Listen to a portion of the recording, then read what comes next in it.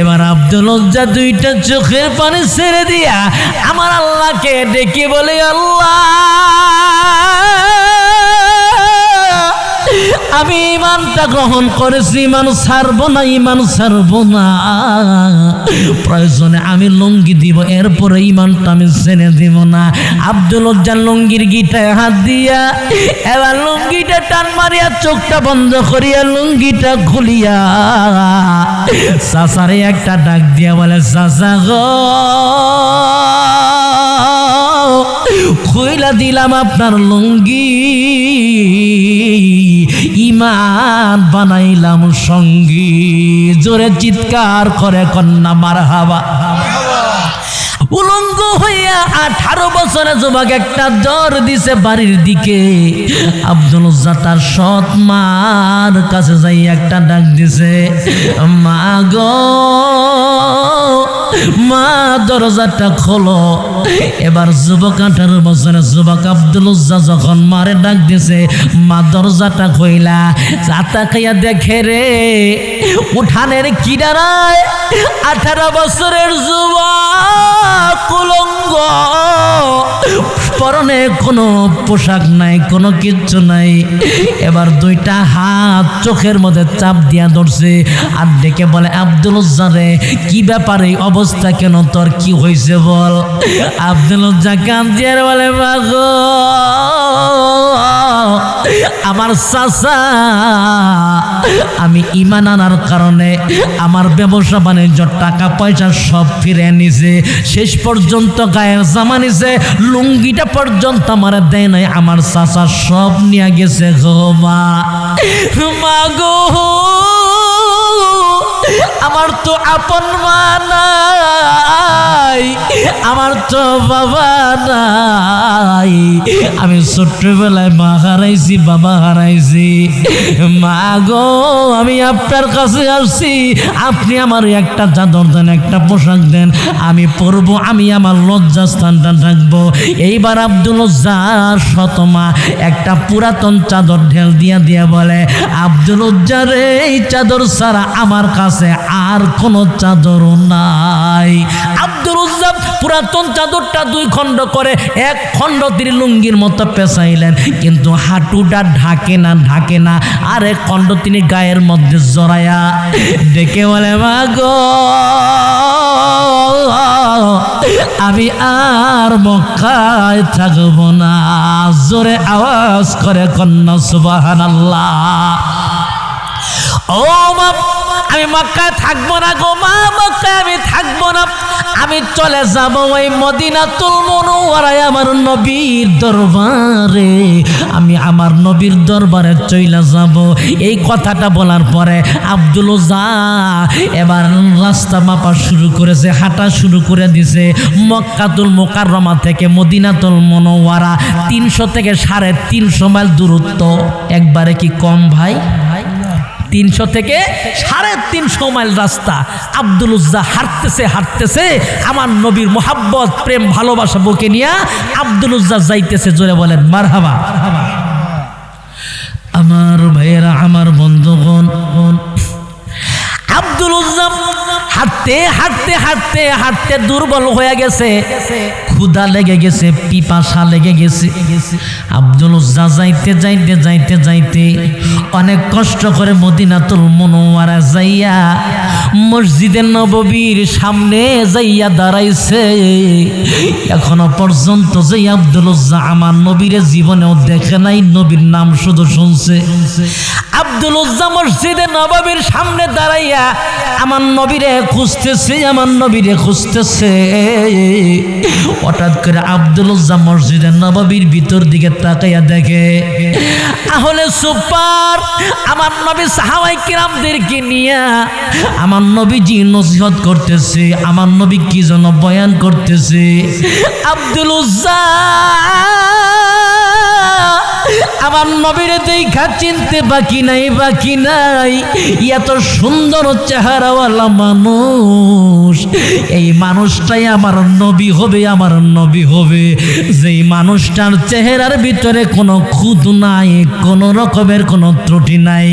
আসমানের চাঁদের মধ্যে ত্রুটি আছে, কিন্তু আমার নবীর চেহারার মধ্যে কোনো ত্রুটি নাই, কোনো দাগ নাই। আমার নবীর দিকে তাকাইয়া আব্দুল উজ্জা ইতিমের মতো তাকাই আছে। আমার নবী আবার মসজিদের নববীর সামনের দিকে তাকাইয়া দেখে এই একটা যুবক, যেই যুবকের মাথার চুলগুলা আউলা জাউলা, পোশাকটাও তেমন একটা ভালো না, অর্ধ উলঙ্গ বেশে আল্লাহ পাকের একজন বান্দা যুবক মানুষ দাঁড়ায় আছে। আমার নবীর দিকে তাকাইয়া জোরে চিৎকার করে কন্যা মারহাবা। আল্লাহর নবী আস্তে আস্তে মসজিদের নববীর থেকে বের হইলেন। আল্লাহর নবী আখিরি জামানার পয়গম্বর ডাক দিয়া বলে, যুবক কোথায় তোমার বাড়ি, কোথায় তোমার ঘর, এই অবস্থা কেন তোমার? অর্ধ উলঙ্গ বেশে তুমি কই যাও রে যুবক? তোমার বাড়ি কই, ঘর কই, বলো।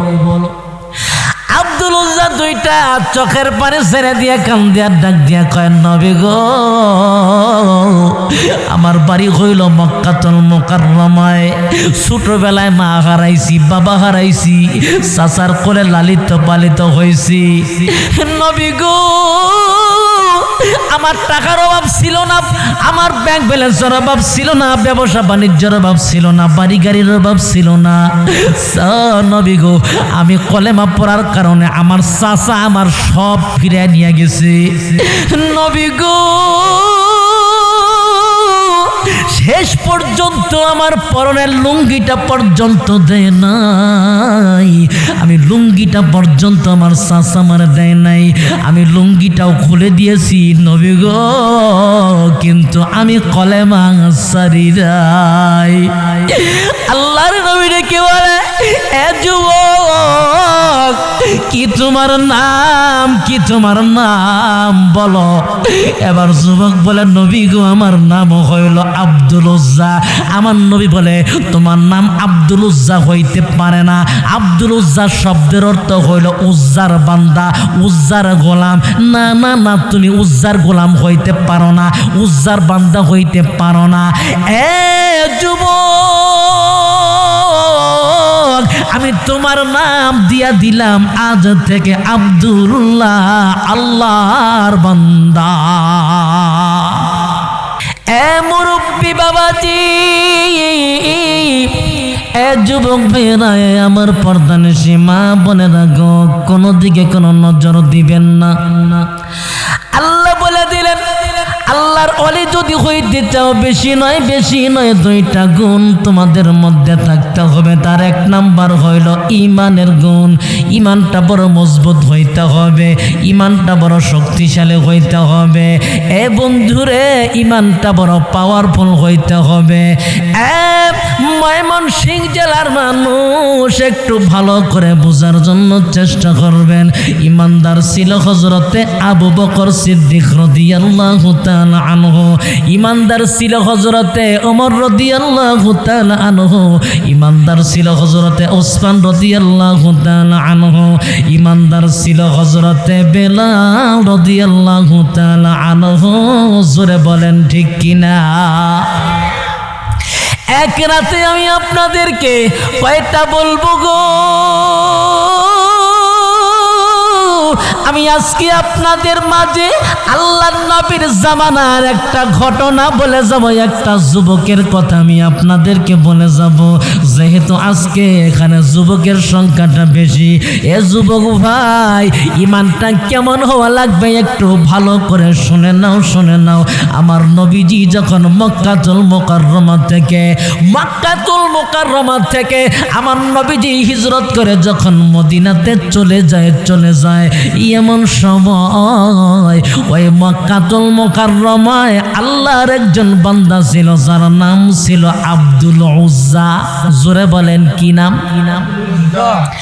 আব্দুল উজ্জা ছোট্টবেলা শিশুকালে মা হারাইছে, শিশুকালে বাবা হারাইছে, চাচার কোলে লালিত পালিত, চাচা তারে লালন পালন করেছে, চাচা তারে লেখাপড়া করাইছে, চাচা তারে ব্যবসা বাণিজ্য শিখাইছে। চাচা লালিত পালিত করতে করতে ওই আব্দুল উজ্জা দেখতে দেখতে 18 বছরের যুবক হইয়া যায়। জোরে বলেন কত বছর? 18 বছরের যুবক আব্দুল উজ্জা আমার নবীর নাম শুনেছে, আমার নবীর কলেমার দাওয়াত পেয়েছে, কিন্তু এখনো পর্যন্ত আমার নবীরে দেখে নাই, আমার নবীরে দেখে নাই। কিন্তু অন্তরের ভিতরে সব সময় মন চায় ওই নবীর কলেমাটা গ্রহণ করি, ওই নবীর উপরে ঈমান আনি। জোরে চিৎকার করে কন্যা সুবহানাল্লাহ। কিন্তু আবার ভয় লাগে, চাচার কাছে লালিত পালিত, চাচা তো এখনো পর্যন্ত কাফের, ঠিক কিনা? চাচার ব্যবসা বাণিজ্য টাকা পয়সায় বড় হয়েছি, চাচা লালন পালন করছে, চাচার অনুমতি ছাড়া কেমনে আমি কলেমা পড়ব, ঠিক কিনা? বন্ধুরে, আব্দুল উজ্জা সাহস পায় না, আব্দুল উজ্জা সাহস পায় না, চাচারে কেমনে বলবো, চাচার কাছে কেমনে প্রস্তাব করব। এ বন্ধুর এইভাবে যাইতে যাইতে বেশ কিছুদিন পরে একদিন আব্দুল উজ্জা আর তার চাচা এক জায়গায় খাইতে বসছে। আব্দুল উজ্জা এইবার মনে মনে চিন্তা করে, আজকে আমার চাচা আমার কাছে আছে, দেখি তো চাচার কাছে একটু খবর নিয়ে দেখি চাচা কি বলে। আব্দুল উজ্জা ডেকে বলে, চাচা গো, আমি আপনার কাছে একটা প্রশ্ন করতে চাই, অনুমতি দিলে আমি একটা কথা আমি আপনার কাছে জানতে চাই। আব্দুল উজ্জার চাচা বলে, ভাতিজা কি জানতে চাও, কি জানতে চাও বলো। আব্দুল উজ্জা ডেকে ডেকে বলে, চাচা গো, আমি জানতে চাই ওই মুহাম্মদুর রাসূলুল্লাহ সাল্লাল্লাহু আলাইহি ওয়াসাল্লাম ওই মানুষটা আপনার কাছে কেমন লাগে? মারহাবা কোন। এইবার আব্দুল উজ্জার চাচা ডাক দিয়া বলে, ভাতিজা রে,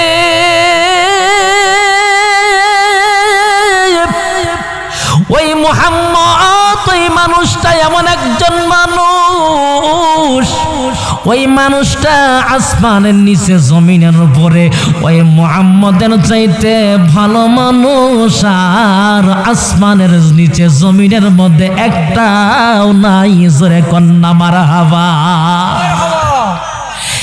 ভাতিজারে শুধু তাই নয়, ওই মুহাম্মদ সাল্লাল্লাহু আলাইহি ওয়াসাল্লাম সম্পর্কে আমি শুনেছি এমন একজন মানুষ, যেই মানুষটা জীবনেও কোনোদিন মিথ্যা কথা বলে নাই, জীবনে কোনোদিন কারো আমানতের খিয়ানত করে নাই, যার কারণে মক্কার মানুষ ওই মুহাম্মদ সাল্লাল্লাহু আলাইহি ওয়াসাল্লামকে একটা উপাধি দিয়েছিল, আল আমিন, বিশ্বাসী। জোরে কন্যা মারহাবা। ফুলবাড়ি এলাকার মানুষ, ময়মনসিংহ জেলার মানুষ, একটু ভালো করে বোঝার জন্য চেষ্টা করবেন। এইবার আব্দুল উজ্জা মনে মনে চিন্তা করে, এবার সুযোগ আসছে, যেহেতু আমার চাচা মুহাম্মদ সাল্লাল্লাহু আলাইহি ওয়াসাল্লামের ব্যাপারে পজিটিভ ধারণা, যেহেতু তার সম্পর্কে ভালো ধারণা, তাহলে আজকে প্রস্তাব দেওয়া যায়। আব্দুল উজ্জা ডেকে ডেকে বলে, চাচা গো, ওই মুহাম্মদ সাল্লাল্লাহু আলাইহি ওয়াসাল্লাম যে কলেমার দাওয়াতটা দেয়, ওই দাওয়াতটা আপনার কাছে কেমন লাগে? ওই দাওয়াতটা আপনার কাছে কেমন লাগে গো চাচা?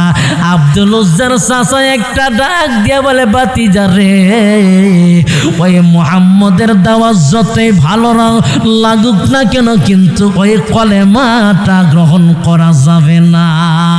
আমার বাপ দাদার ধর্ম ত্যাগ করে আমি ওই মুহাম্মদের ধর্ম গ্রহণ করতে পারবো না, ওই মুহাম্মদের ধর্ম গ্রহণ করা যাবে না। ওই মুহাম্মদের ধর্ম গ্রহণ করলে আমাদের মান সম্মান ইজ্জত আমাদের থাকবে না, আমাদের ক্ষমতা থাকবে না। কথা বলেন ঠিক কিনা? এই দুনিয়াতে মানুষ তিনটা জিনিসের পাগল। কয়টা জিনিস?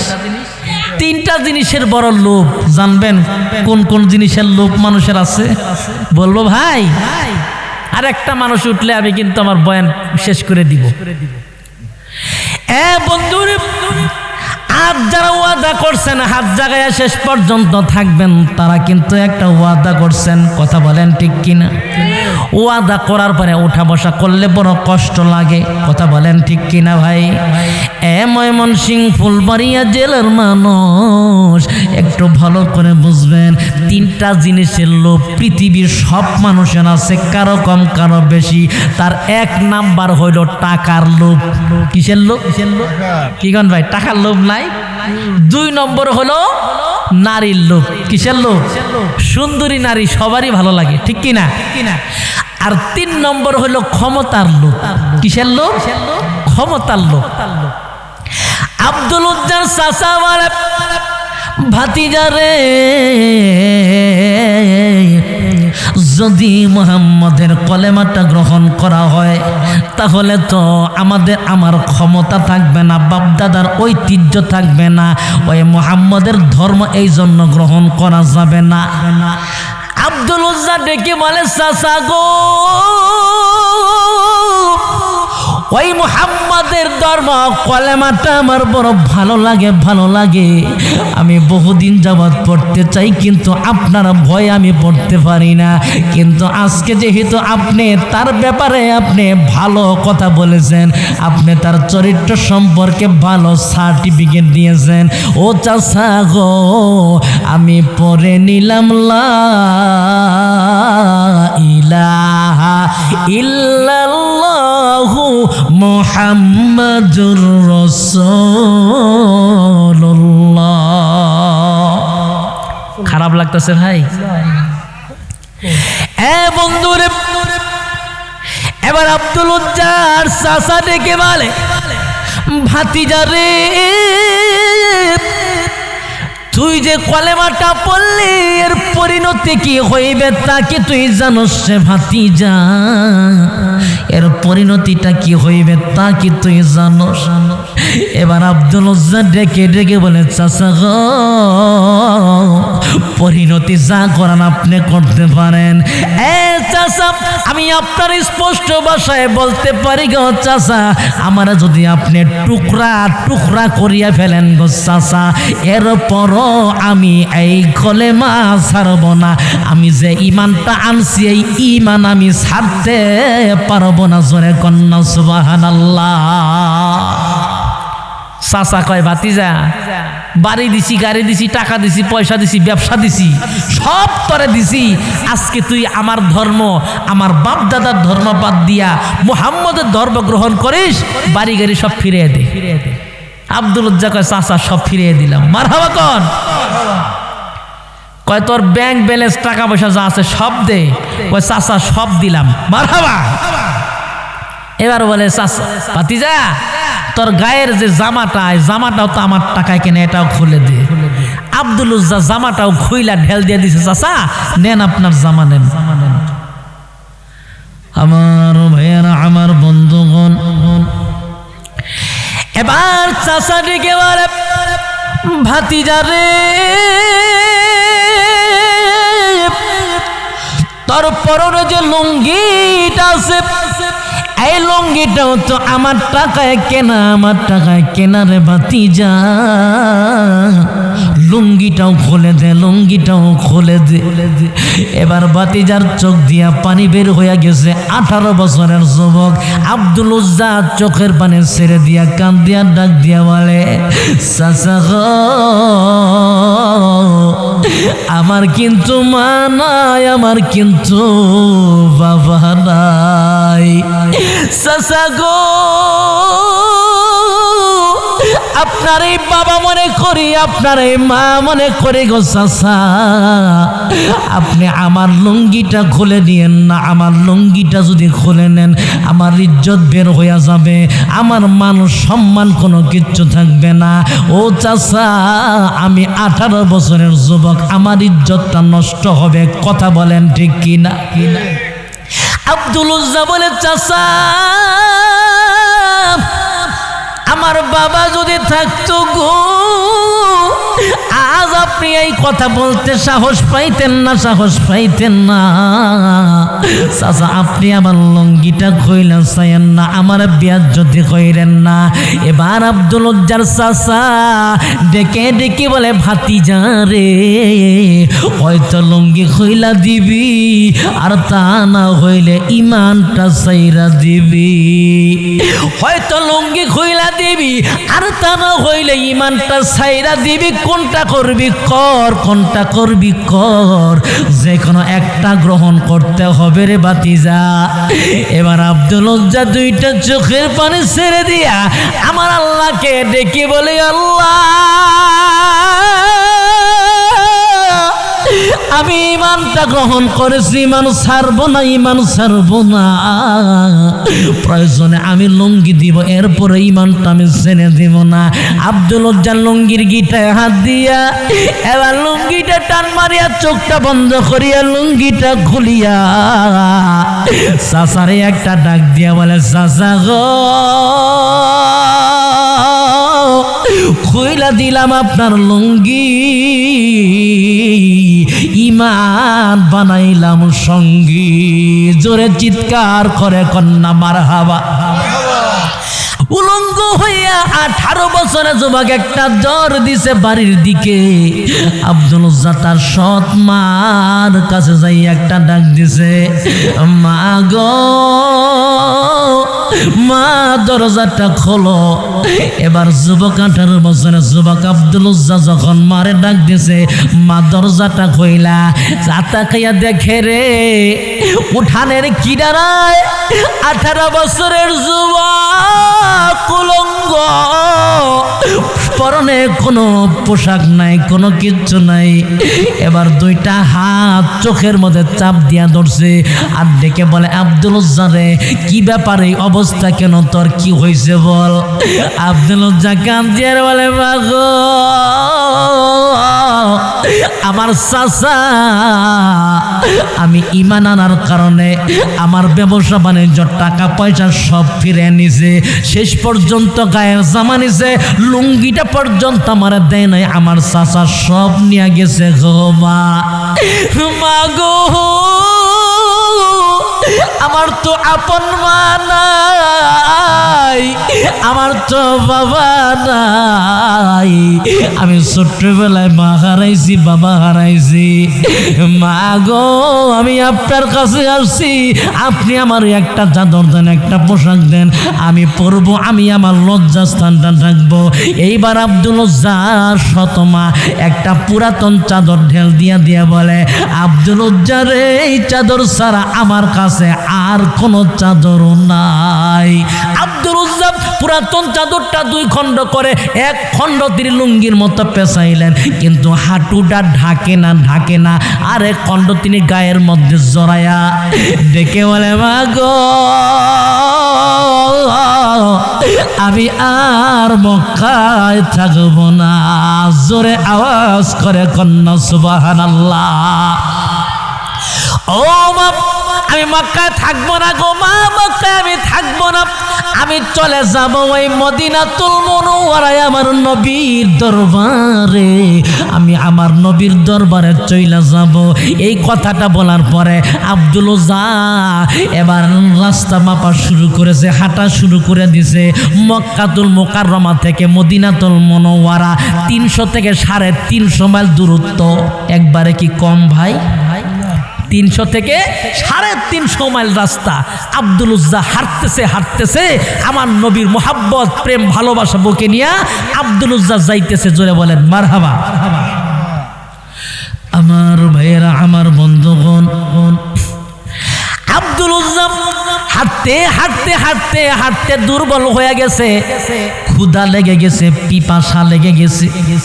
আব্দুল উজ্জা যাইতে যাইতে যাইতে যাইতে অনেক কষ্ট করে মদিনাতুল মুনাওয়ারা যাইয়া মসজিদে নববীর সামনে যাইয়া দাঁড়াইছে। এখনো পর্যন্ত যে আব্দুল উজ্জা আমার নবীর জীবনেও দেখে নাই, নবীর নাম শুধু শুনছে। আব্দুল উজ্জা মসজিদে নববীর সামনে দাঁড়াইয়া আমার নবীরে খুঁজতেছে, আমার নবীরে খুঁজতেছে। হঠাৎ করে আব্দুল উজ্জা মসজিদে নববীর ভিতর দিকে তাকাইয়া দেখে আহলে সুপার আমার নবী সাহাবায়ে কিরামদেরকে নিয়ে আমার নবীজি নসিহত করতেছে, আমার নবী কি যেন বয়ান করতেছে। আব্দুল উজ্জা আমার নবীর দেখা চিনতে বাকি নাই, বাকি নাই। এত সুন্দর চেহারাওয়ালা মানুষ, এই মানুষটাই আমার নবী হবে, আমার নবী হবে। যেই মানুষটার চেহারার ভিতরে কোনো খুঁত নাই, কোনো রকমের কোনো ত্রুটি নাই।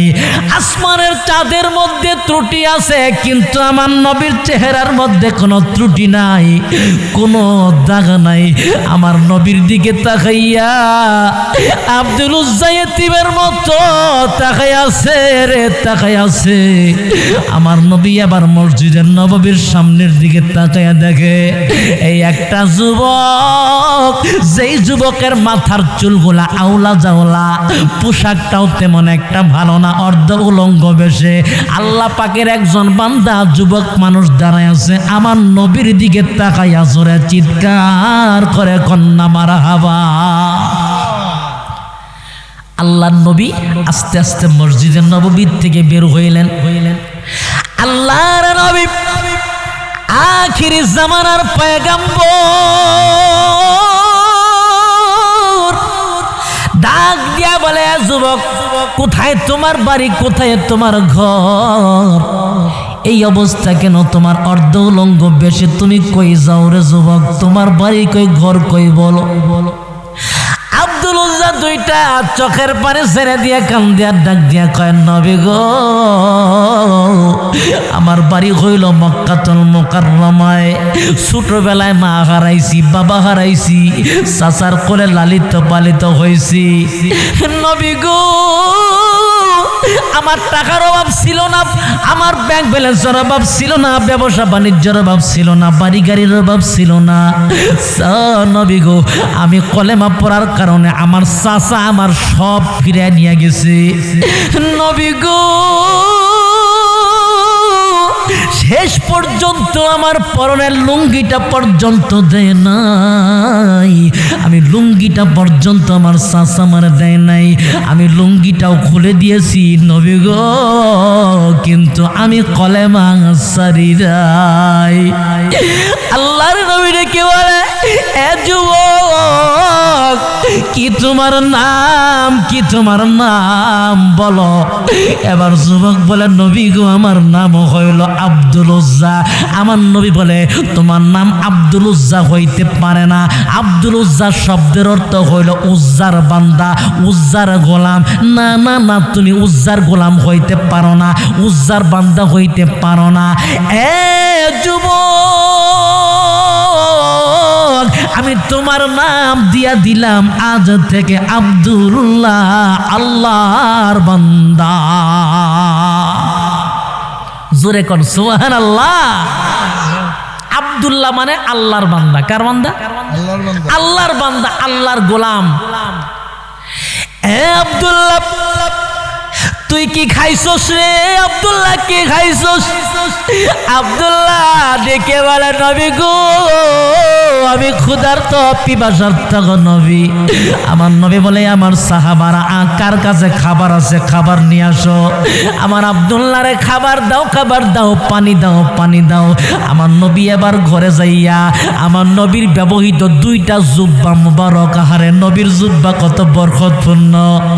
আমার নবীজি আব্দুল্লাহর দুইটা জুব্বা দিয়া বলে, আব্দুল্লাহ রে, আমার গায়ের জামা তোরে আমি হাদিয়া দিয়া দিলাম। জোরে চিৎকার করে কন্যা সুবহানাল্লাহ। এইবার আব্দুল্লাহ চোখের পানি সেরে সেরে কান দিয়া ডাক দিয়া বলেন, নবী গো, আমার মা নাই, আমার বাবা নাই, আপনারে পাইয়া মনে হয় আমি আমার মারে পাইছি, আমার বাবারে পাইয়া গেছি। আপনি যে আসলে রহমতের নবী, বরকতের নবী, এটা আমি শুনেছি গো নবী, শুনেছি, কিন্তু আজকে আমি বাস্তবে দেখলাম। জোরে জবান খুলে কন্যা সুবহানাল্লাহ। রহমাতুল লিল আলামিন নবী, রহমাতুল লিল আলামিন নবী, কোরআনে প্রমাণ। উম্মত বিনে কে বুঝিবে আমার দয়ার নবীর শান, আশিক বিনে কে বুঝিবে আমার দয়ার নবীর শান। নবী আমার মদিনারি বুলবুল,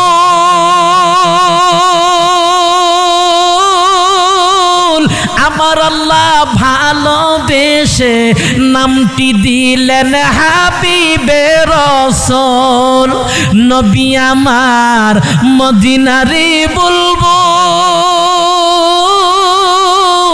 আমার আল্লাহ প্রেম করিয়া নামটি দিলেন মুহাম্মদ রাসূল। ওই নবীকে ভুল বুঝিলে, ওই নবীকে না মানিলে থাকবে না ঈমান।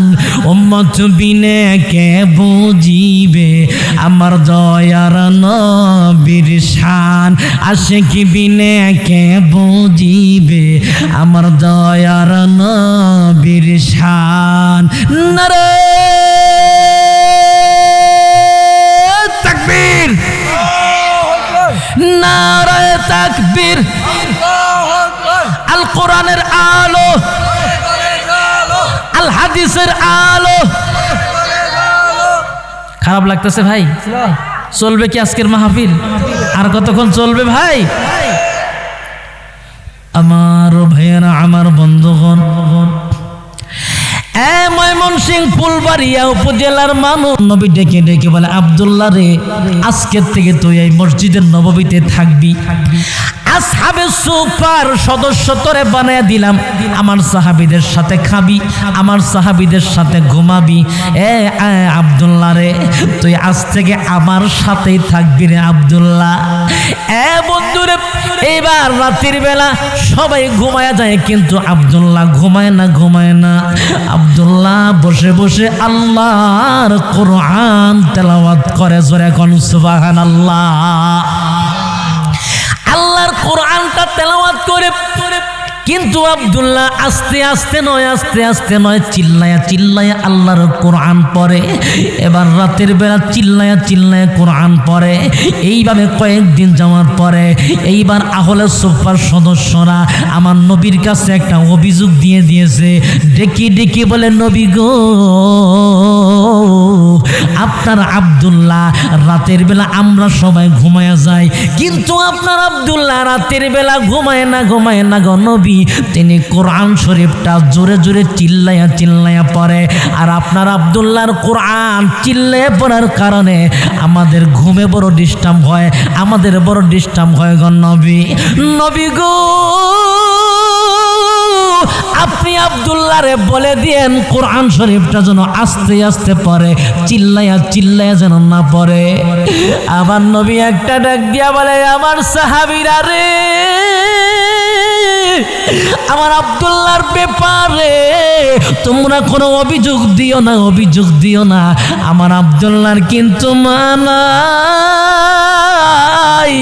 আমার আব্দুল্লাহর কিন্তু বাবা নাই। আমার আব্দুল্লাহ কলেমা গ্রহণ করার কারণে ব্যাংক ব্যালেন্স, টাকা পয়সা, বাড়ি গাড়ি সব ছেড়ে দিয়েছে, এমনকি নিজের লুঙ্গিটা পর্যন্ত আনতে পারে নাই, এমনকি পর্যন্ত লুঙ্গিটা আনতে পারে নাই। আমার আব্দুল্লাহ উলঙ্গ হইয়া চলে আসছে, এরপর কলেমা ছাড়ে নাই। জোরে কন্যা সুবহানাল্লাহ। আমার সাহাবীরা আমার আব্দুল্লাহরে চিল্লাইতে দাও, আমার আব্দুল্লাহর চিল্লাইতে দাও, চিল্লাইতে দাও। আমার আব্দুল্লাহর ঈমানটা কিন্তু বড় মজবুত। আমার আব্দুল্লাহরে তোমরা কোনো কিছুই বইল না। আমার আব্দুল্লাহর মতো আত্মত্যাগ কষ্ট কিন্তু তোমরা কেউ করো নাই। এ বন্ধুরে, এইবার কয়েকদিন পরে যাইতে যাইতে বেশ কিছুদিন পরে তাবুকের যুদ্ধ যখন শুরু হইয়া যায়, আমার নবী ডেকে ডেকে বলে, এই আমার সাহাবীরা, তোমরা কে আছো গো? তাবুকের যুদ্ধের জন্য সাহায্য করো। তাবুকের যুদ্ধের জন্য আমি নবীর চাদর বিছাইছি, তোমরা কে কি পারো আইনা আমার দাও। এবার আল্লাহর নবীর সাহাবী হযরতে আবু বকর সিদ্দিক রাদিয়াল্লাহু তাআলা আনহু ঘরে যা ছিল সব নিয়ে আমার নবীরে হাদিয়া দিছে। জোরে চিল্লায় এখন সুবহানাল্লাহ। হযরতে আবু বকর দিয়েছে, হযরতে ওমর, ওসমান, হযরতে আলী রাদিয়াল্লাহু তাআলা আনহুম সব সাহাবীরা নবীরে দিতেছে। আমার নবী হযরতে আবু বকরকে ডেকে ডেকে বলে, এই আবু বকর ভাই, তুমি কি ঘরে নিয়ে রাইখে আসছো বলো, কি কি ঘরে আছে তোমার ঘরে, আর কি কি আছে বলো। হযরতে আবু বকর চোখের পানি ছেড়ে দিয়ে ডেকে ডেকে বলে, নবী গো, আমার ঘরে আমার আল্লাহ আর আমার আল্লাহর নবী ছাড়া আর কিছুই নাই। কেমন এবার হযরতে আবু বকরের এবার আব্দুল উজ্জা আস্তে আস্তে ধীরে ধীরে আমার নবীর সামনে যাইয়া বলে, নবী গো, আমি একটা কথা আপনারে বলতে চাই গো নবী, বলতে চাই। আমার নবী ডেকে বলে, কি বলতে চাও বলো। এ আব্দুল্লাহ, কি বলবা বলো। আব্দুল্লাহ ডেকে বলে, নবী গো, আমার তো টাকার অভাব ছিল না, ব্যবসা বাণিজ্যের অভাব ছিল না, ব্যাংক ব্যালেন্সের অভাব ছিল না গো নবী, কিন্তু আজকে তো আমার কোনো কিছুই নাই। সবাই আপনারে কম বেশি দিল তাবুকের যুদ্ধের জন্য, আমি তো কিছুই দিতে পারলাম না, কিছুই দিতে পারলাম না গো নবী। আমার এই বিরহ যন্ত্রণা আমি কোন জায়গায় রাখবো নবী গো? আপনি আমার জন্য দোয়া করে দেন, দোয়া করিয়া দেন, আমি যেন ওই তাবুকের যুদ্ধের ময়দানে যুদ্ধ করতে করতে আমার জীবনটা দিয়া দিতে পারি, আমি যেন কোরআনের জন্য শহীদ হইতে পারি। জোরে চিৎকার করে কন্যা আল্লাহু আকবার। এ বন্ধুরে, আল্লাহর নবী আখিরি জামানার পয়গাম্বর ডেকে ডেকে বলে, আল্লাহ,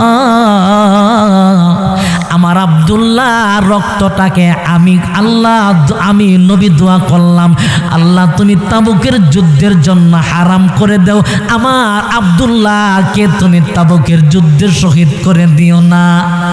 আব্দুল্লাহ চোখের পানি ছেড়ে কান্না শুরু করে দিছে। নবী গো, এ কেমন দোয়া করলেন গো নবী, কেমন দোয়া আপনি করলেন? আমি চাইছিলাম যুদ্ধে শহীদ হয়ে যাব, কিন্তু আপনি যেহেতু নিষেধ করলেন গো নবী, তাহলে আমি তো শহীদ হইতে পারবো না। নবী গো, আপনি তো বলছিলেন কোনো মানুষ যদি শহীদ হয়ে যায় মরতে দেরি হয়, কিন্তু আল্লাহর জান্নাতে যাইতে দেরি হয় না। নবী গো, আমি তো তাহলে শহীদ হইতে পারলাম না, আল্লাহর জান্নাতেও যাইতে পারলাম না। আমার নবী ডেকে ডেকে বলে, এ আব্দুল্লাহ রে, তোমার মনের তামান্না যেহেতু শহীদ হওয়ার, আব্দুল্লাহ আমি দোয়া করি তুমি যদি জড়ো হইয়া মারা যাও, আমার আল্লাহ তোমাকে শহীদের মর্যাদা যেন দান করিয়া দেয়। এ বন্ধুরে, এবার একদিন, দুই দিন, তিন দিন যাইতে যাইতে তাবুকের যুদ্ধটা শুরু হইয়া গেল। তাবুকের যুদ্ধ শেষ হইয়া গেল। আব্দুল্লাহ যুদ্ধের ময়দান থেকে ফিরে আসার পরে এবার জ্বরে আক্রান্ত হয়ে গেল। একদিন যায়, দুই দিন যায়, যাইতে যাইতে জ্বর, কিছুদিন জ্বর থাকার পরে আব্দুল্লাহ এই দুনিয়াটা ছেড়ে চির বিদায় হইয়া চলে যায়। যেতে হবে খালি হাতে, যেতে হবে শূন্য হাতে, সঙ্গে কিছুই যাবে না। 3.5 হাত জায়গা পাবি, পাবি না রে বিছানা। কথা বলেন ঠিক কিনা? তাহলে আমার সাথে একটু জবানটা খুলে পড়েন। যেতে হবে খালি হাতে, যেতে হবে, যেতে হবে শূন্য হাতে, সঙ্গে কিছুই যাবে না। 3.5 হাত জায়গা পাবি, পাবি না রে বিছানা। 3.5 হাত জায়গা পাবি, পাবি না রে। আজকে তুমি যাদের লাগি শুধুই পাগল পারা, যেতে হবে একা একা, যেতে হবে, যেতে হবে একা একা, কেউ যাবে না তারা।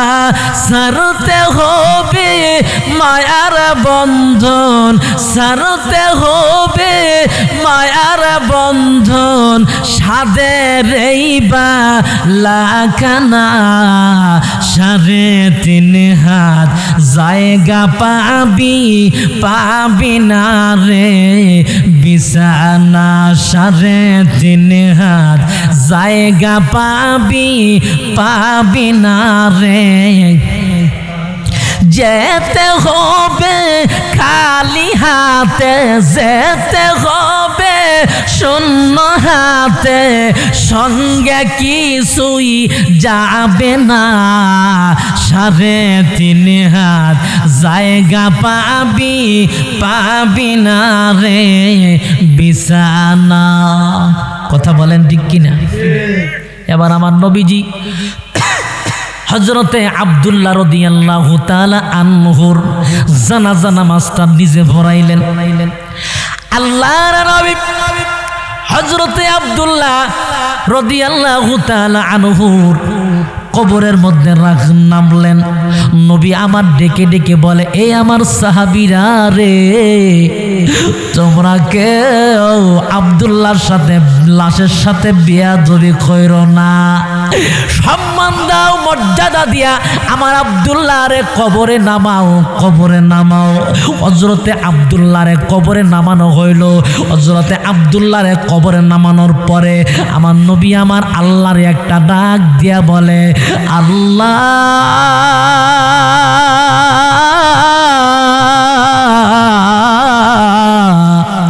আমি আজকে আব্দুল্লাহর উপরে খুশি, আল্লাহ তুমি আব্দুল্লাহর উপরে খুশি হইয়া যাও। সুবহানাল্লাহ। কোন অন্যান্য সাহাবায়ে কেরামরা ডেকে ডেকে বলে, হায় রে, আজকে যদি আব্দুল্লাহ লাশটা না হইয়া আমাদের লাশটা হইতো, না জানি কত ধন্য হইয়া যাইতাম। এ বন্ধুরে, আমি আপনাদেরকে এ কথাটাই এতক্ষণ বুঝাইলাম। হযরতে আব্দুল্লাহ ইমানের জন্য, ইমান আনার কারণে ইমানের কত পাওয়ার। হযরতে আব্দুল্লাহ বাড়ি ছাড়লেন, গাড়ি ছাড়লেন, টাকা ছাড়লেন, সব ছাড়লেন, শেষ পর্যন্ত নিজের ইজ্জতের চিন্তাটা করলেন না, লুঙ্গিটা ছেড়ে দিয়া তিনি আমার নবীর দরবারে চলে আসলেন। এমনকি নিজের জীবনটা পর্যন্ত ইমানের জন্য দিয়া দিলেন। কথা বলেন ঠিক কিনা? কিন্তু আজকে আমাদের ইমানটা কেমন?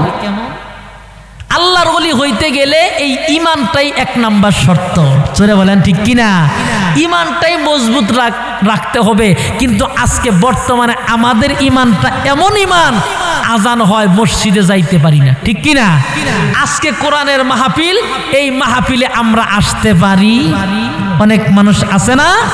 আমাদের ইমানটা এমন ইমান, মসজিদে যাইতে পারি না, ওয়াজ মাহফিলে যাইতে পারি না, বাউল গানে যাইতে পারি, যাত্রা গানে যাইতে পারি, দুনিয়ার যত সিনেমা আছে, শুটিং আছে, দুনিয়ার যত রকমের যা আছে সব জায়গায় পারি, কিন্তু কোরআনের মাহফিলে বসতে ভালো লাগে। আরো জোরে কর, ওরাও কিন্তু কলেমাওয়ালা, ঠিক কিনা ভাই? একই কলেমা পড়ছে। আমি গত কিছুদিন আগে রংপুরে গেছি মাহফিলে, যাওয়ার পরে দেখি যে মসজিদ, বললাম যে সফর সঙ্গীরে বললাম মাগরিবের নামাজ এটা তো আর কসর করতে হবে না, মসজিদ সামনে নামাজটা পড়ি। তা আজান হইলো, মুরব্বী বের হয়ে চলে গেল একজন আজান দিয়া। আমরা মসজিদে ঢুকলাম, ইমাম সাহেব দাঁড়াইছে, দেখি মুয়াজ্জিন নাই। কয় যে হুজুর একামত দেন। মুসল্লি আমগো দুইজনরে দিয়ে তিনজন। কয়জন? তিনজন।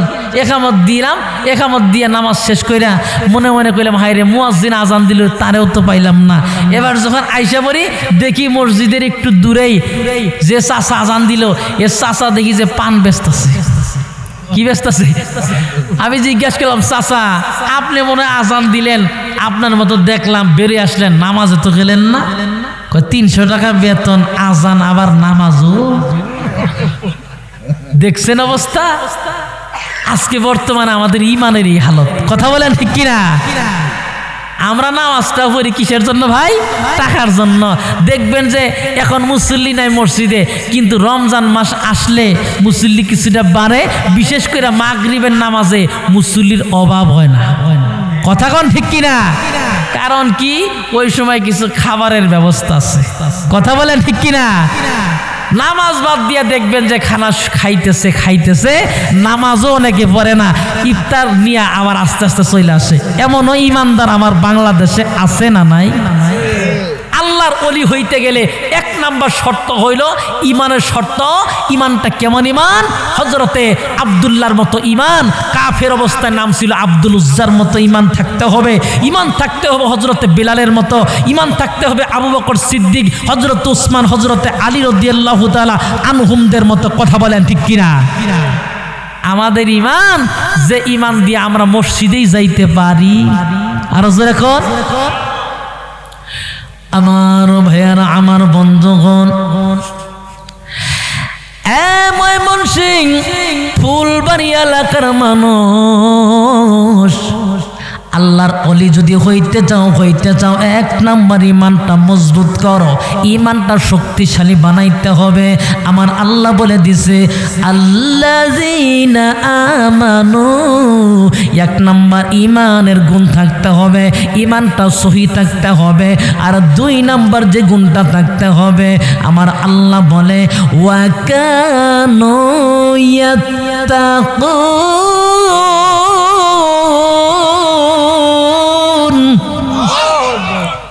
আর 2 নম্বরটা হইল, 2 নম্বর যে গুণটা থাকতে হবে আল্লাহর ওলি হইতে, সেই গুণটা হইল আল্লাহর ভয় অন্তরের মধ্যে থাকতে হবে।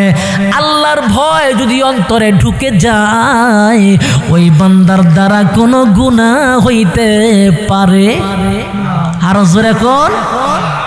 যার অন্তরে আল্লাহর ভয় আছে ভাই, তার দ্বারা কোনো গুনাহ কি হইতে পারে? জেনা করতে পারবে? জেনা করতে গেলে চিন্তা করবে হায় রে আল্লাহ তো দেখতেছে, ঠিক কিনা? চুরি করতে গেলে চিন্তা করবে দুনিয়ার কেউ না দেখলেও আল্লাহ দেখে, ঠিক কিনা?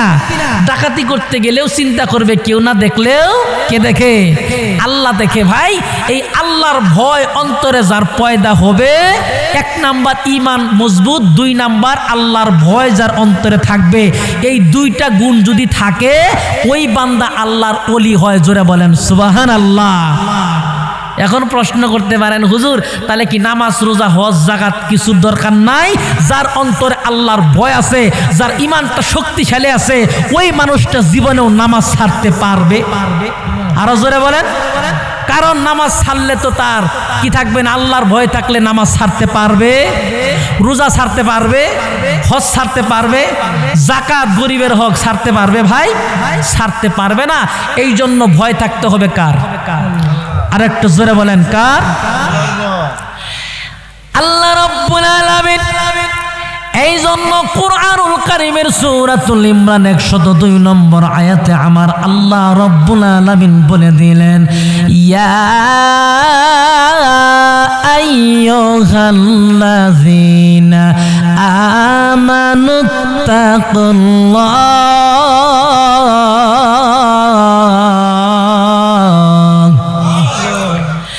আল্লাহ রাব্বুল আলামিন এই জন্য মুমিনদেরকে ডেকে ডেকে বললেন, ও মুমিন বান্দা বান্দিরা, আমি আল্লাহকে ভয় করো, হাক্কাত তুকাতিহি, ভয় করার মতো ভয় করো, সত্যিকার অর্থে ভয় করো। আমি আল্লাহকে ভয় করার মতো ভয় যদি করতে পারো, সত্যিকার অর্থে ভয় করতে পারো, তাহলে বান্দা তুমি আমি আল্লাহর খাঁটি ওলি হইতে পারবা। জোরে বলেন সুবহানাল্লাহ। এ বন্ধুরে, একটু ভালো করে বুঝবেন, আমার নবীজির স্ত্রী, সর্বপ্রথম স্ত্রী, তার নাম ছিল হযরতে খাদিজাতুল কুবরা। ছিল কি ছিল না? হযরতে খাদিজাতুল কুবরা রাদিয়াল্লাহু তাআলা আনহা আমার নবী যাকে বিয়ে করছিল, আমার নবীর জন্য হযরতে খাদিজাতুল কুবরা অনেক কিছু করেছে রে ভাই। ওই দিকে আমি যাব না, আমি শুধু দেখাইতে চাই, বলতে চাই হযরতে খাদিজাতুল কুবরার অন্তরে কেমন ভয় ছিল আল্লাহর। হযরতে খাদিজাতুল কুবরা যখনই কবরের কথা শুনতো, হাউমাউ হাউমাউ করে কাঁদতো। আমার নবী ডেকে ডেকে বলে, খাদিজা রে, কবরের কথা শুই না কেন কাঁদো, কেন কাঁদো, কেন কাঁদো, কাঁদার কারণটা কি বলো? এ খাদিজা, তুমি জাহান্নামের কথা শুই না কাঁদো না, তুমি হাসরের ময়দানের কঠিন অবস্থার কথা শুই না কাঁদো না। এ খাদিজা, মরণের কথা শুই না কাঁদো না, তুমি কবরের কথা শুই না তো কাঁদো কেন রে খাদিজা? হযরতে খাদিজাতুল কুবরা ডাক দিয়া বলেন, নবী গো, আমি কেন কাঁদি গো, কেন কাঁদি জানেননি? হাসরের ময়দানেও কাছে মানুষ থাকবে, জাহান্নামেও থাকবে, মরণের সময় থাকবে, কিন্তু কবর এমন একটা ঘর, যেই ঘরে কোনো সাথী নাই, কোনো বাতি নাই, সাথী নাই রে, বাতি নাই রে কবরে,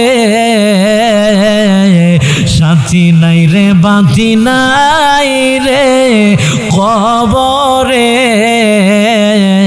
ওই যে কেউ বলতে পারবে না কবরবাসী কেমন আছে। কথা কোন ঠিক কিনা? হযরতে খাদিজা বলে, আমি ওই কবরের ভয়ে কান্দি গো নবী, যেই কবরে কোনো সাথী নাই, বাতি নাই। আমার নবীকে হযরতে খাদিজা ডেকে ডেকে বলে, নবী গো, আমি এই জন্য কাঁদি। হযরতে খাদিজা হাউমাউ হাউমাউ করে কাঁদতো। আল্লাহ নবীর একদিন হযরতে খাদিজা ডেকে ডেকে বলে, এ নবী গো, আমি মনে হয় আর বেশি দিন দুনিয়াতে থাকবো না। নবী গো, আমি আপনার কাছে বেশি নয়, মরণের আগে আমি 3টা জিনিস আপনার কাছে চাই। জোরে বলেন কয়টা জিনিস? আর একটু জোরে বলেন কয়টা? 3টা জিনিস চাই গো নবী, 3টা জিনিস চাই। তার 1 নাম্বারটা হইল, আমি যখন মারা যাব, আমি মারা যাওয়ার পরে আপনি নবী আমাকে যখন আপনি কাফনের কাপড়টা পরাইবেন, এটা বাজার থেকে কিনবেন না গো নবী, বাজার থেকে কিনবেন না, আপনার গায়ের জুব্বা দিয়ে আমার কাফনের কাপড় বানাইয়া দিবেন। জোরে কন্যা মারহাবা। আল্লাহর নবী আখিরি জামানার পয়গম্বর ডাক দিয়া বলে, এ খাদিজা, কেন আমি আমার গায়ের জুব্বাটা দিয়া তোমার কাফনের কাপড় বানাবো? এর কারণটা কি বলো, কেন আমার জুব্বাটা তুমি কাফনের কাপড় বানাবা? হযরতে খাদিজা ডেকে ডেকে বলে, নবী গো, আমি যদি আপনার জুব্বা পইরা কবরে যাইতে পারি, ফেরেশতারা আপনার জুব্বার মধ্যে আপনার গায়ের ঘামের ঘ্রাণটা যখন পাবে, আমি খাদিজা রে মাফ করবে, আমি খাদিজার দেখা বুঝতে পারবে আপনি নবীর স্ত্রী। আমি জোরে কন্যা মারহাবা। নবী গো, আর 2 নম্বরে যেই জিনিসটা চাই গো, ও নবী, আপনি নিজে আপনি আমার জানাজার নামাজটা পড়াবেন। আর 3 নম্বরে একটা জিনিস চাই, আপনি আমারে কবর দেওয়ার পরে কবরে রাইখা সবাই যার যার বাড়িতে চলে যাবে, কিন্তু আপনি নবী যাবেন না, যাবেন না, আমার কবরের পাশে একটু দাঁড়াবেন। ওই মুনকার নাকির ফেরেশতার সওয়ালের জবাব আমি খাদিজা দিতে পারবো না, পারবো না। নবী গো, আপনি একটু নিজে দাঁড়াইয়া থাইকা দিয়া দিবেন। জোরে কন্যা মারহাবা। আল্লাহর নবী ডাক দিয়া বলে খাদিজা রে, কেন এত চিন্তা করো, কেন এত টেনশন করো রে খাদিজা? তোমার দাম কিন্তু কম না, কারণ তোমারে কিন্তু আমার আল্লাহ সালাম জানাইছিল। কথা কোন ঠিক কিনা? হযরতে খাদিজা রাদিয়াল্লাহু তাআলা আনহা ডেকে বলেন নবী গো, এর উপরও আমারও ভয় হয়। এ বন্ধুরা একটু ভালো কইরা দেখেন হযরতে খাদিজার অন্তরে কেমন ভয়। হযরতে খাদিজাতুল কুবরা রাদিয়াল্লাহু তাআলা আনহা এবার আস্তে আস্তে বেশ কিছুদিন পরে এই দুনিয়াটা ছেড়ে চির বিদায় হইয়া চলে যায়। এ বন্ধুরা আমার নবীজি নিজে হযরতে খাদিজাকে তার গায়ের জুব্বা দিয়া কাফনের কাপড় বানায়। আমার নবী 2 নম্বরে নিজে আমার নবী হযরতে খাদিজার জানাজার ইমামতি করে, আর 3 নম্বরে হযরতে খাদিজার কবরের মধ্যে আমার নবীর নামে আল্লাহর নবী হযরতে খাদিজার লাশটারে কবরের মধ্যে শোয়া মাথার মুষ্টিটা কইলা এবার যখন মুখটারে কাবার দিকে যখন ঘুরাইয়া দিয়েছে, কাবার দিকে ঘুরে দিয়েছে, কাবার দিকে থাকে না রে বাবা, থাকে না। বারবার আস্তে আস্তে হযরতে খাদিজার মুখটা আসমান বরাবর হইয়া যায়। কোন বরাবর হয়? আসমান বরাবর।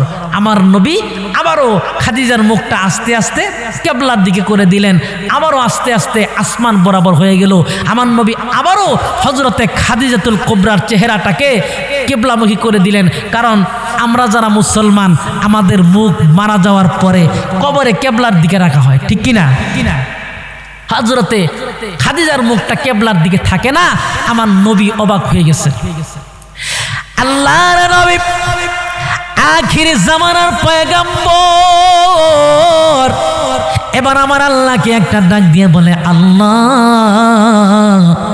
আমার খাদিজা কি এমন গুনাহ করছে, কি এমন পাপ করছে, কি এমন ভুল করছে গো আল্লাহ, আমার খাদিজার চেহারাটা কিবলার দিকে থাকে না। আল্লাহ জানতে চাই আল্লাহ তুমি আমার একটু বলো। আমার আল্লাহ রব্বুল আলামিন আমার নবীকে ডেকে ডেকে বলে, বন্ধু আমি দুনিয়ার সব মানুষের চেহারা কিবলার দিকে আমি রাখবো, কিন্তু আমার খাদিজা আমার বন্ধুরে এত সাপোর্ট দিছে, আমার বন্ধুরে ভালোবাসার কারণে, আমি আল্লাহকে বেশি বেশি ভয় করার কারণে আমার খাদিজার মুখটা আমি কিবলার দিকে নয়, আমি আমার আল্লাহর দিকে, আমার আরশ মুআল্লার দিকে পছন্দ করে নিয়েছি। জোরে কন্না সুবহানাল্লাহ। আল্লাহর নবী হযরতে খাদিজাকে কবর দিয়ে সব মানুষ চলে গেলেন, কিন্তু নবী আমার হযরতে খাদিজার কবরের পাশে দাঁড়ায় আছে। সুবহানাল্লাহ। সবাই চলে যায় যার যার বাড়িতে, কিন্তু আমার নবী যায় না। আমার নবী দাঁড়ায় আছে, কিন্তু কবরের মধ্যে কোনো ফেরেশতাও আসে না, মুনকার নাকিরও আসে না। নবী আমার দীর্ঘক্ষণ দাঁড়িয়ে থাকার পরে আমার আল্লাহকে ডেকে ডেকে বলে, আল্লাহ হযরতে খাদিজাতুল কুবরার কবরে কেন এখনো পর্যন্ত মুনকার নাকির সওয়াল করার জন্য আসে না, প্রশ্ন করার জন্য আসে না? আল্লাহ রাব্বুল আলামিন ডাক দিয়া বলে, বন্ধু আমি একটা কথা তোমার কাছে আগে জানতে চাই, বলো তুমি কেন কবরের কাছে দাঁড়ায় আছো? হযরতে খাদিজার কবরের পাশে কেন দাঁড়ায় আছো বলো? হযরতে খাদিজার কবরের পাশ থেকে সবাই চলে গেছে, বন্ধু তুমি কেন যাও না?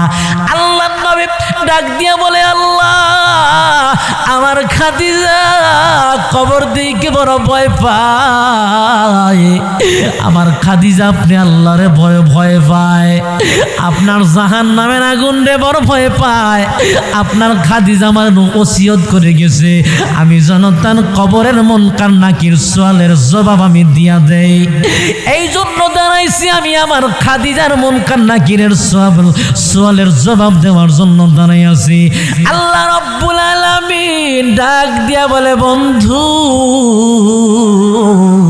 তোমার দাঁড়াইয়া থাকতে হবে না, হবে না, তোমার খাদিজার কবরের প্রশ্নের জবাব আমি আল্লাহ দিয়া দিছি। জোরে জবান খুলে কন্যা সুবহানাল্লাহ, আর একটু জোরে কন্যা সুবহানাল্লাহ। খারাপ লাগতেছে ভাই?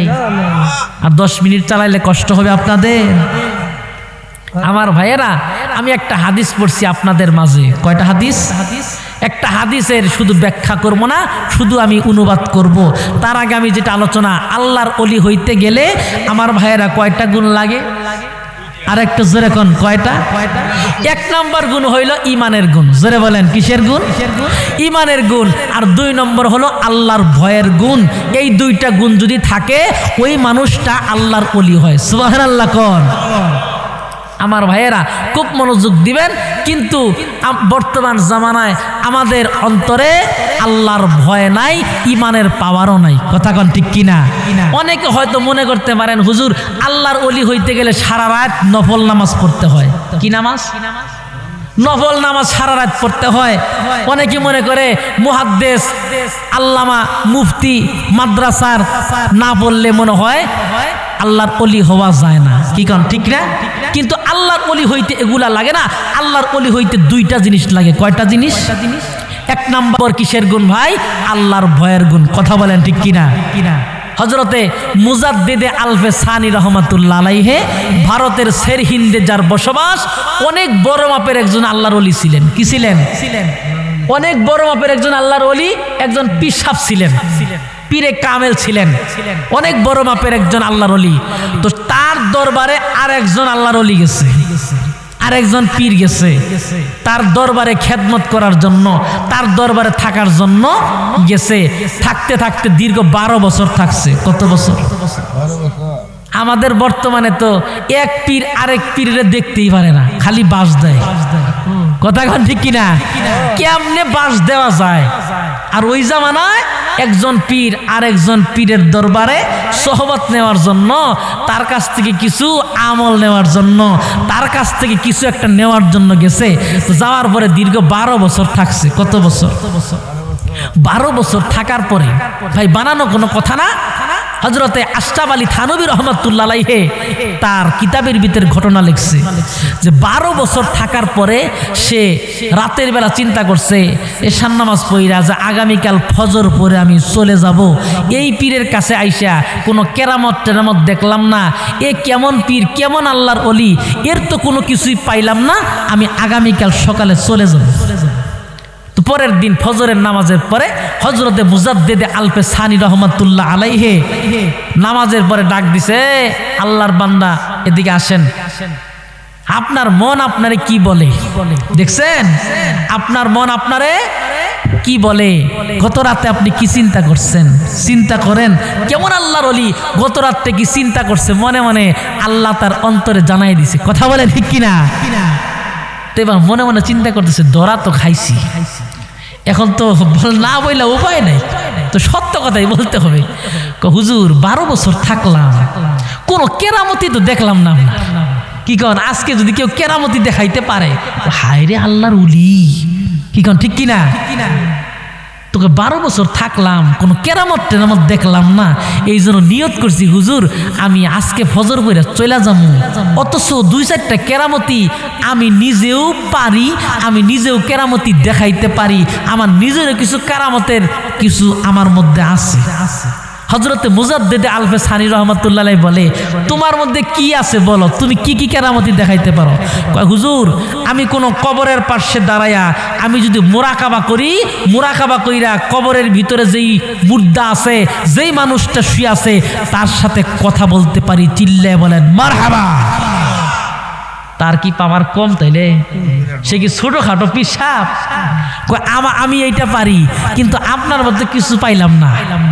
হযরতে মুজাদ্দিদে আলফে সানি রহমাতুল্লাহ আলাইহি বলে, এ আল্লাহর ওলি, এ আল্লাহ পাকের বান্দা, তুমি তো কবরের পাশে দাঁড়াইয়া কবর ওলাকে ডাক দাও, মুরাকাবা করো, তারপরে কথা বলো। আর আমি যদি ইচ্ছা করি, আমি মুজাদ্দেদ আল-পেশানি রহমাতুল্লাহ আলাইহি এখানে বৈশা একটা ডাক দিমু, এই ভারতের শেরহিন্দের যত কবর আছে সব কবরওয়ালা কবর ভাঙ্গা আমার দরবারে আমার সামনে এখানে হাজির হবে। চিল্লায়ে বলেন মারহাবা। কিন্তু এই কেরামতির নাম আল্লাহর অলিগিরি নয়। দেখছেন, এই কেরামতির নাম কি নয়? আল্লাহর অলিগিরি নয়। কেরামতির নাম আল্লাহর অলিগিরি নয়। আল্লাহর অলি হইতে গেলে বেশি নয়, দুইটা জিনিস লাগে। কয়টা? এক নাম্বার ইমানের গুণ, দুই নাম্বার আল্লাহর ভয়ের গুণ, আর হলো আল্লাহ পাকের কোনো হুকুমকে ছেড়ে দেওয়া যাবে না, আল্লাহ পাকের কোনো নিষেধকে গ্রহণ করা যাবে না। ঠিক কিনা? আল্লাহর ওলি মুজাদ্দেদ আল-পেশানি রহমাতুল্লাহ আলাইহি বললেন, এ আল্লাহর ওলি বল, শোনো, তুমি এই 12 বছরে আমাকে কোনোদিন ফরজ নামাজ ছাড়তে দেখছো? কয় না হুজুর দেখি নাই। সুন্নাত ছাড়তে দেখছো? না হুজুর দেখি নাই। কোনোদিন কোনো ওয়াজিব ছাড়তে দেখছো? বলে না দেখি নাই। বলে তুমি কোনো ফরজ ছাড়তে দেখো নাই, ওয়াজিব ছাড়তে দেখো নাই, সুন্নাত ছাড়তে দেখো নাই, এমনকি আমি নফলও ছাড়ি নাই। এই আমল যেহেতু ছাড়ি নাই, আমি যেহেতু আল্লাহর হুকুমের বাইরে, আল্লাহর নিষেধের বাইরে, আল্লাহ যেটা নিষেধ করছে সেটা আমি পরিত্যাগ করেছি, আল্লাহর হুকুম গ্রহণ করেছি, অতএব এই কাজ যারা করবে তারাই আল্লাহর ওলি। জোরে বলেন সুবহানাল্লাহ। এটা আমার কথা না, কথা কার? আল্লাহর। আল্লাহ বললেন, আলা ইন্না আউলিয়া আল্লাহি লা খাউফুন আলাইহিম ওয়া লা হুম ইয়াহজানুন।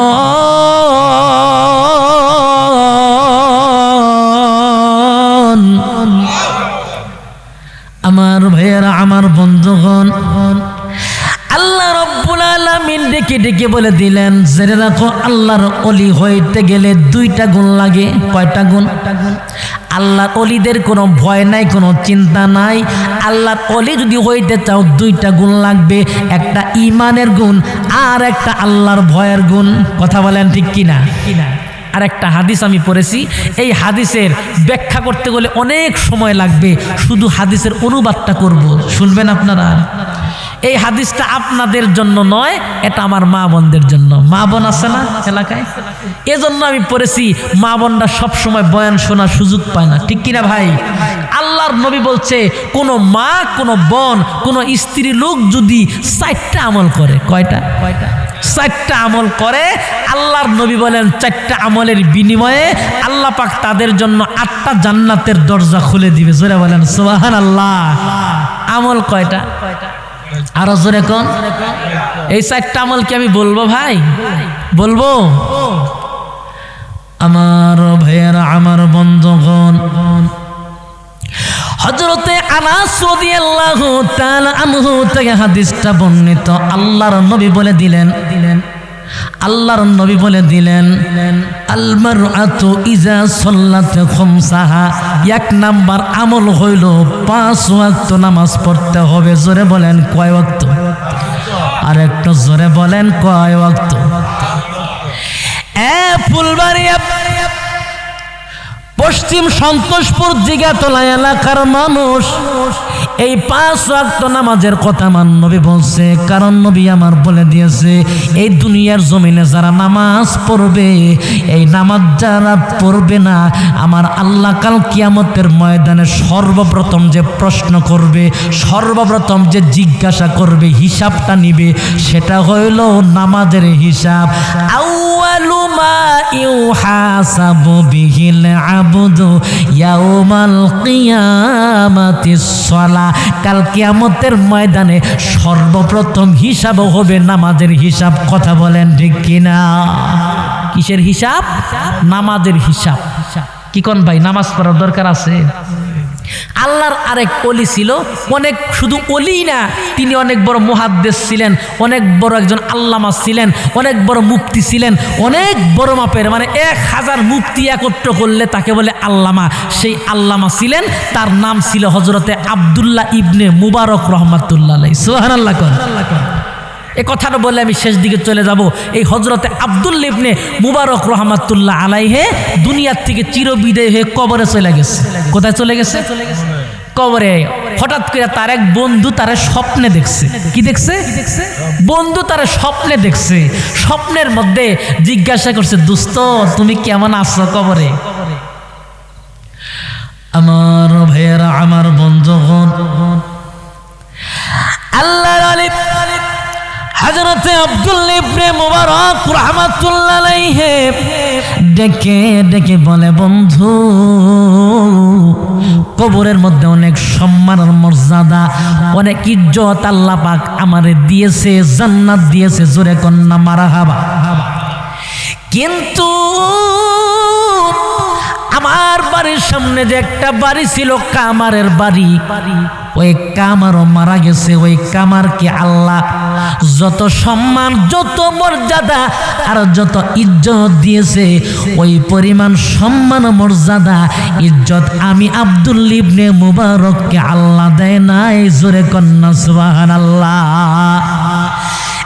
বন্ধুরে, আল্লাহর বান্দা আব্দুল্লাহ ইবনে মুবারকের বন্ধুর ঘুমটা ভাঙিয়া গেছে।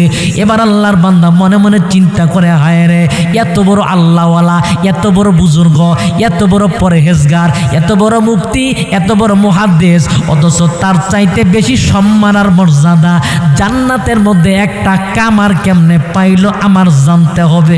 জোরে বলেন, জানার দরকার আছে না নাই? আল্লাহর ওলি এত বড় মর্যাদা কেমনে পাইল আব্দুল্লাহ ইবনে মুবারকের চাইতে জানতে হবে। এবার আব্দুল্লাহ ইবনে মুবারকের বন্ধু পরের দিন ফজরের নামাজ পড়া ওই কামারের বাড়িতে হাজির হইয়া গেছে। জোরে চিৎকার করে কন্না মারহাবা। আল্লাহর বান্দা ডাকতেছে, কে আছেন বাড়িতে? বাড়ির ভিতর থেকে একটা মহিলা মানুষ ডেকে ডেকে বলে, আপনি কে গো? কে আপনি আমার বাড়ির সামনে চিল্লা পাল্লা করেন? এবার আল্লাহর বান্দা আব্দুল্লাহ ইবনে মুবারকের বন্ধু ডেকে বলে, মা গো, আমি জানতে চাই এই বাড়িতে যে একজন কামার ছিল, ওই কামারটা আপনার কি লাগে? মহিলা ডেকে বলে, ওই কামারটা হইল আমার স্বামী। জোরে বলেন, কি? এইবার আল্লাহ পাকের বান্দা আব্দুল্লাহ ইবনে মুবারকের বন্ধু ডাক দিয়া বলে, আপনি যেহেতু তার স্ত্রী, কারণ স্বামী কেমন ছিল এটা স্ত্রী একমাত্র ভালো বলতে পারবে। স্বামী ভালো না খারাপ, কথা কোন ঠিক কিনা?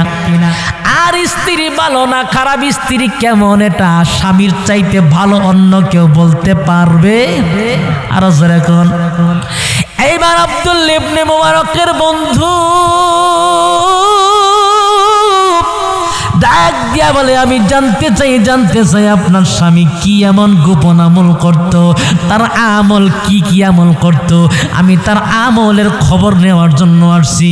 একটু কি বলবেন মেহেরবানি কইরা, কি আমল করত, তার আমলের খবরটা কেমন ছিল? আপনি তো সবচাইতে ভালো বলতে পারবেন তার আমলের খবর। এবার কামারের স্ত্রী দুইটা চোখের পানি ছেড়ে দিয়ে বলে, আমার স্বামী আজকে কবরে চইলা গেছে। আমার স্বামী তেমন কোনো আমলদারি মানুষ ছিল না, আমার স্বামী তেমন কোনো তাহাজ্জুদ গুজারি ছিল না, আমার স্বামী তেমন কোনো দান সদকাকারী ছিল না, আমার স্বামী তেমন কোনো জিকির গুজারি ছিল না, আমার স্বামী তেমন কোনো আমল করতো না। তবে আমার স্বামীর আমি দুইটা আমল করতে দেখছি, এই দুইটা আমল কোনো সময় ছাড়তে দেখি নাই। জোরে বলেন সুবহানাল্লাহ। কয়টা আমল? আরো জোরে কোন। কামারের স্ত্রী ডাক দিয়া বলে, এক নাম্বার আমল হইল, যখনই মসজিদের মধ্যে আজান হয়ে যাইত, আমার স্বামী দা বটি কোদাল বানানোর জন্য ব্যস্ত থাকতো। আজান হওয়ার সাথে সাথে আমার স্বামীরে দেখতাম নামাজের জন্য একটা দৌড় দিত মসজিদে। জোরে বলেন সুবহানাল্লাহ। এমন অনেক সময় হইতো দা বটি কোদাল বানানোর জন্য আমার স্বামী হাতুড়িটা উপর দিকে তুলছে, এমন সময় আজান দিয়েছে, আল্লাহু আকবার আল্লাহু আকবারের আজানের ধ্বনিটা শোনা গেছে।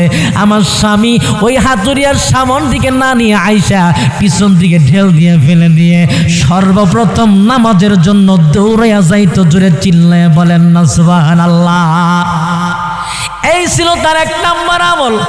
আর 2 নাম্বার যে আমলটা আমার স্বামীর আমি দেখতাম, সে আমলটা হলো, এ আল্লাহ পাকের বান্দা, এই যে আমাদের বাড়ির সামনে যে একটা ধনী বাড়ি দেখা যায়, এটাই যে দোতলা একটা বিল্ডিং দেখা যায়, এইটা হইল হযরতে আব্দুল্লাহ ইবনে মুবারক রহমাতুল্লাহ আলাইহির বাড়ি, যিনি অনেক বড় মাপের একজন আলেম, অনেক বড় মাপের একজন বুজুর্গ, অনেক বড় মাপের একজন আল্লাহর ওলি। এই আল্লাহর ওলি আব্দুল্লাহ ইবনে মুবারক রহমাতুল্লাহ আলাইহি রাতের বেলা ঘুমাইতো না, সারাটা রাত দাঁড়ায়া দাঁড়ায়া ছাদের মধ্যে নামাজ আদায় করতো। জোরে চিৎকার করে কোন মারহাবা। আমার স্বামী ওই নামাজের দৃশ্যটা তাকায়া তাকায়া দেখতো আর দা বটি কোদাল কামারের কাজ করতো। আমার স্বামী শুধু 2টা চোখের পানি ছেড়ে ছেড়ে কাঁদতো আর বলতো, আল্লাহ, আমি যদি আব্দুল্লাহ ইবনে মুবারকের মতো ধনী হইতাম, আল্লাহ গো, আমিও সারাটা রাত দাঁড়ায়া দাঁড়ায়া তোমার সেজদা দিতাম। এ বন্ধুরে, আল্লাহর বান্দি ডেকে ডেকে বলে, আল্লাহ পাকের বান্দা হুজুর, আমার স্বামী এই 2টা আমল ছাড়া অন্য কোনো আমল করে নাই, অন্য কোনো আমল আমি দেখি নাই। আব্দুল্লাহ ইবনে মুবারকের বন্ধু ডেকে ডেকে বলে, আমার স্ত্রী, তুমি একটা কথা ভালো কইরা জেনে নাও, আমি স্বপ্ন যুগে খবর পাইছি ওই আব্দুল্লাহ ইবনে মুবারকের চাইতে তোমার স্বামী এই 2টা আমলের কারণে 1 নাম্বার কোনো সময় নামাজ ছেড়ে দিত না, নামাজে অবহেলা করতো না, আর 2 নম্বর নামাজের জন্য চোখের পানি ছেড়ে ছেড়ে কাঁদতো, আফসোস করতো। এই 2টা আমলের কারণে আল্লাহ রব্বুল আলামিন ওই আব্দুল্লাহ ইবনে মুবারকের চাইতে বেশি সম্মান আর বেশি মর্যাদা আমার আল্লাহ আপনার স্বামীকে কবরে দিয়া দিছে। জোরে চিৎকার করে কোন সুবহানাল্লাহ। আজ তিনি কবরের ভিতরে ওই আব্দুল্লাহ ইবনে মুবারকের চাইতে সম্মান মর্যাদা বেশি পেয়েছে জান্নাতের মধ্যে। জোরে কন্যা সুবহানাল্লাহ। এ ময়মনসিংহ ফুলবাড়িয়া উপজেলার মানুষ, এই নামাজের জন্য আমার নবী কিন্তু বহু কষ্ট করছে। আমার নবী কোনো সময় নামাজ ছেড়ে দেয় নাই। আমার নবীজি যখন দুনিয়া থেকে চিরবিদায় হইয়া চলে যাবে, ওই সময় আমার নবী সর্বশেষ যেই কথাটা বলে মারা গিয়েছে, আমার নবী দুনিয়া থেকে বিদায় হয়েছে, সেই কথাটা হইল, ওয়া মা মালাকাত আইমানুকুম আস-সালাত, আমার উম্মতেরা তোমরা নামাজ ছেড়ে দিও না। এই কথাটা বলতে আমার নবী দুনিয়া থেকে চিরবিদায়ী হইয়া চলে যায়। আমার দিনের নবী কামলিওয়ালা ঘুমাইয়াছেন সোনার মদিনায়। আমার দিনের নবী কামলিওয়ালা নাই রে দুনিয়ায়। আজ কেন গো আহাজারি সারা দুনিয়ায়, আমার দিনের নবী কামলিওয়ালা ঘুমাইয়াছেন সোনার মদিনায়। আমার সাথে একটু বলেন, আমার দিনের নবী কামলিওয়ালা নাই রে দুনিয়ায়। আমার দিনের নবী কামলিওয়ালা ঘুমাইয়াছেন সোনার, আরো জোরে, আমার দিনের নবী কামলিওয়ালা ঘুমাইয়াছেন সোনার। নবীজির ওফাত শুনিয়া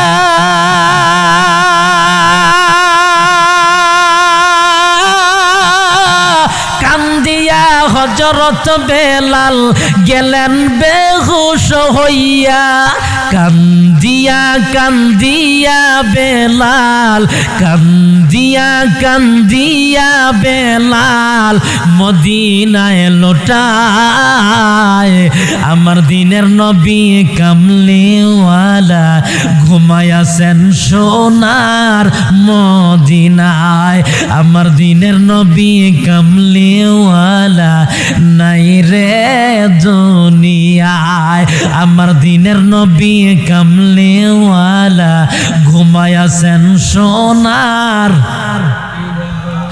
নবীজির ওফাতের কালে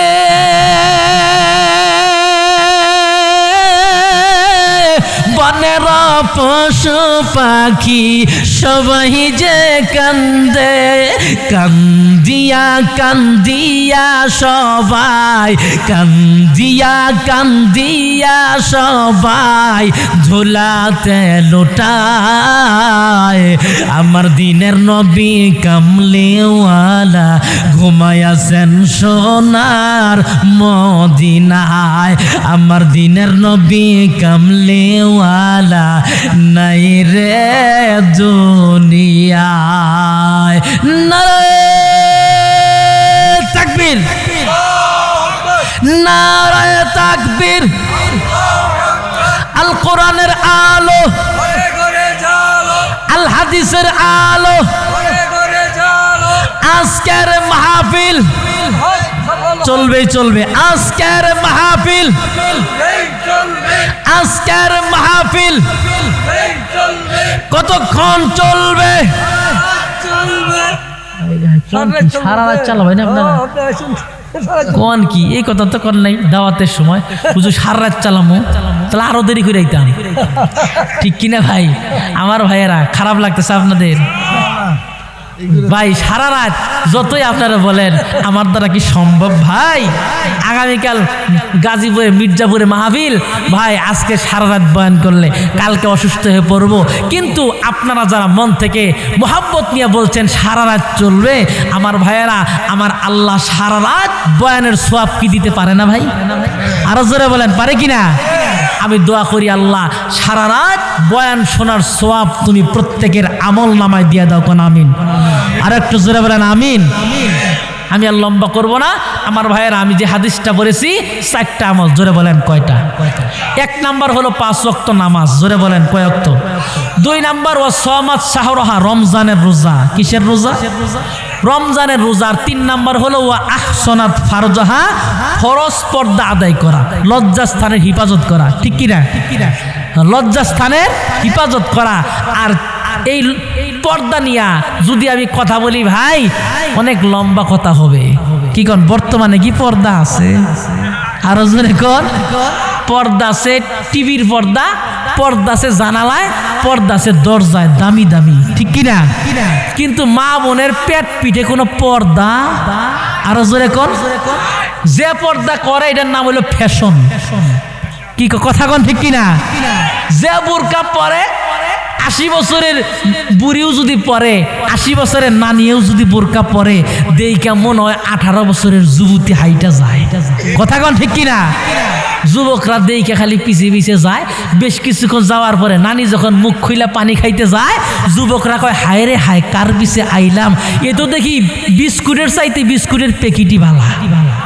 কথা বলেন ঠিক কিনা আজকে বর্তমানে পর্দার হলো এই অবস্থা পর্দা এমন পর্দা করে চেহারা যদি বালা নাও থাকে এমন বোরকা পরে মনে হয় হায় রে হায় না জানি কি কথা কোন ঠিক কিনা অথচ নবী বলছে পর্দা করো বোরকা পরতে হবে বোরকা পরলে যেন আকর্ষণ না ঘটে বিকর্ষণ যেন হয় বোরকা পরলে জানি তার দিকে আকর্ষণ না হয় বোরকা পরলে তার অঙ্গ প্রত্যঙ্গ যেন মোটা না চিকন বোঝা না যায় কথা বলেন ঠিক কিনা বর্তমানে বোরকার যে কত কালার রে ভাই ঠিক কিনা আবার মাঝে মধ্যে চুমকি না কি বলে নানান রকমের বোরকা বের হয়েছে মা বোনদের বলবো মা ও বোন তুমি যে বোরকা পরো এই বোরকা পরলে যদি বোঝা যায় যে এটা আব্দুল খালেকের কন্যা এটা অমকের স্ত্রী অমকের বোন তাহলে কিসের পর্দা কথা কোন ঠিক কিনা পর্দা করতে হবে এমন পর্দা যাতে করে তোমাকে কেউ চিনতে না পারে কথা বলেন ঠিক কিনা